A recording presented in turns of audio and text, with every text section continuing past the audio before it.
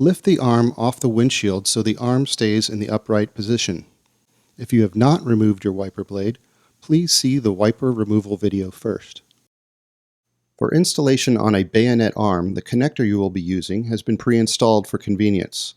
Follow these steps for quick and easy installation. Turn the connector 45 degrees so the curved end of the connector is facing the rubber.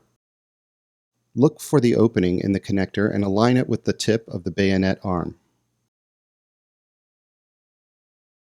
Push the blade to insert until you hear a click sound.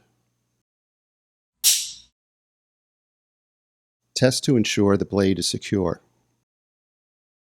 Gently lower the arm back onto the windshield. It's always a good idea to run a few test wipe cycles on your vehicle after installing new blades to ensure they are working properly.